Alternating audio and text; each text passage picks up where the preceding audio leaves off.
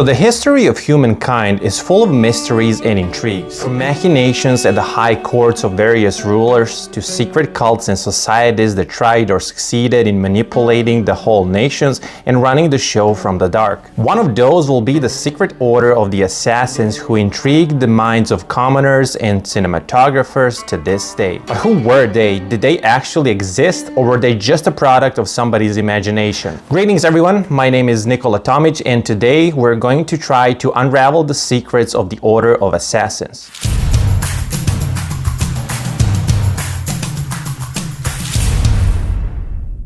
So the first introduction of this order to the Western world, at least, comes from the accounts of Spanish Rabbi Benjamin of Tudela in 1167, who spent 13 years touring the Middle East trying to understand the culture and its people. His version tells us a story of a mysterious sect and a cult that lives in the mountains of Syria, where they obey an even more mysterious figure known simply as the Old Man. Later tales of this order came from various crusaders whose stories gave an even deeper and more horrifying understanding of what it actually means to be an assassin. They tell stories of a devoted fanatics who obey its leader without ever questioning his decisions, so much so that they would even commit a suicide if that was asked of them. According to their accounts, the recruits are kept in Eden-like gardens filled with finest wine and food while enjoying the company of beautiful women and learning the secrets of the trade of murder. Killing was what they did, and stealth and secrecy was their main tool and signature. As you can imagine, these types of stories brought chills down the spine of everyone who listened to them, and especially those who had a high chance of crossing their paths with masters of death. Now, tales are good, but we are here to find out the truth.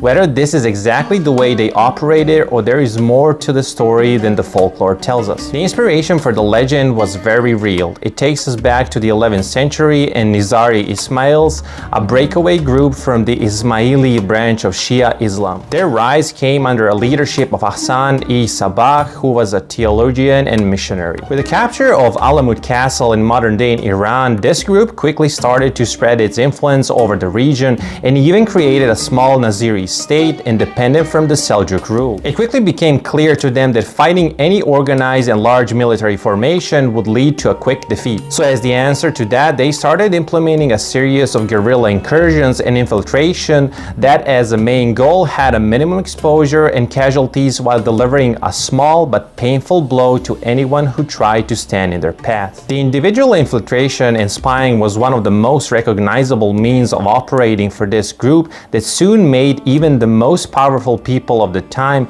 spend restless and sleepless nights wondering what lives in the shadows. In 1092, one of the members of Nizari successfully executed a Seljuk vizier, Nizam al-Muluk, by stabbing him while being disguised as a religious mystique. Religious infighting was not the only reason for them to spring into action, with high-ranking crusaders being one of the prime targets for their most skilled artisans of death to lay a killing blow. One of the most famous executions of Christian knights came in 1192 when another Naziri agent managed to sneak up to a soon-to-be king of Jerusalem, Conrad of Montferrat, only days before his coronation. The heydays of Naziri came in the late 12th century under the leadership of Rashid ad-Din, or as everybody came to know him, the Old Man. It was at the time of Third Crusade, and involvement of this group went from fighting invading crusaders to even attempting to take the life of Saladin himself, who opposed this group and tried to bring them under his fold. Now, the problem that we encounter when trying to understand this secret group is because most of what we've been told about them comes from sources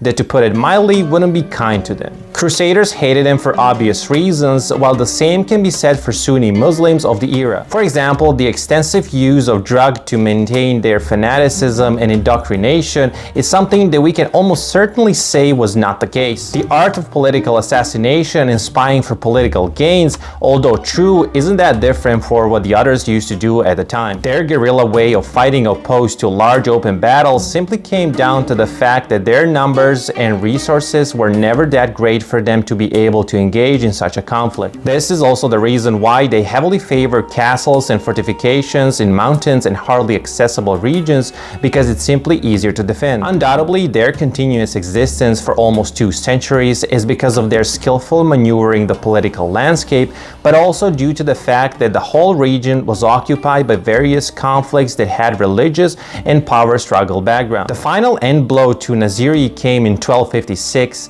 when Genghis Khan's grandson Hulagu Khan captured and destroyed their capital fortress of Alamut on its way to laying waste to most of the Middle East. This is how the story of one of the most feared and secretive cults came to an end in real life. Feared by many and demonized, while their very name, Hashashi or assassins, came from a pejorative term and was never used by the Nasiri themselves. Their legacy, however, lives on and continues to inspire fears and imaginations of many people around the world. So this brings us to the end of the video today. I really hope that you like this. If you do, please consider subscribing and liking this video.